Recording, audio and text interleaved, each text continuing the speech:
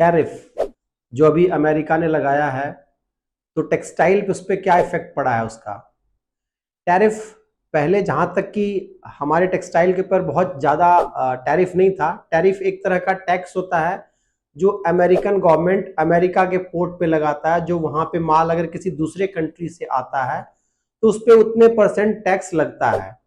तो जिससे क्या होता है कि वहां पे खरीदार जो वहां के इंपोर्टर है उसको उतना एक्स्ट्रा गवर्नमेंट को पे करना होता है, एक कहते हैं ड्यूटी की तरह।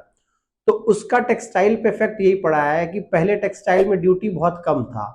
अब जैसे बताया जा रहा है कि 26% ड्यूटी आने वाली है, तो जो भी 26% ड्यूटी है तो वो आगे आने वाले समय में वो अमेरिका में करने वाले इंपोर्टर पे पड़ेगा, जिनको वो 26% एक्स्ट्रा महंगा पड़ेगा प्रोडक्ट।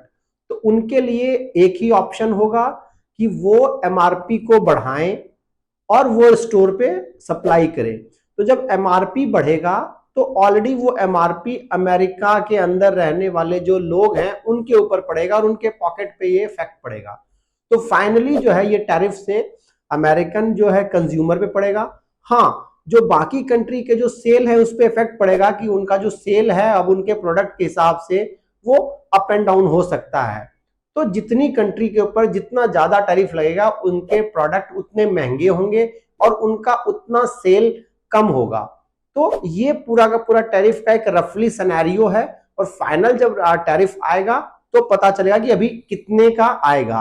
अभी तो फिलहाल 10% है, तो फाइनली जो भी टैरिफ आएगा उसके अकॉर्डिंग ये आपके प्राइस सिनेरियो होगा। तो कुछ हमें प्राइस के ऊपर काम करना पड़ेगा, कुछ हमें सस्टेनेबिलिटी को देखना पड़ेगा कि हम कैसे प्राइस को कम करें, क्योंकि जब हम प्राइस कम करेंगे तभी जो है ना थोड़ा सा हम कम करेंगे, थोड़ा सा आगे इंपोर्टर उसको जब नॉमिनेट करेगा तभी वो प्रोडक्ट आ पाएगा। क्योंकि एकाएक अगर प्रोडक्ट महंगा होता है तो किसी के पॉकेट को अलाउ नहीं करता है सेल होना।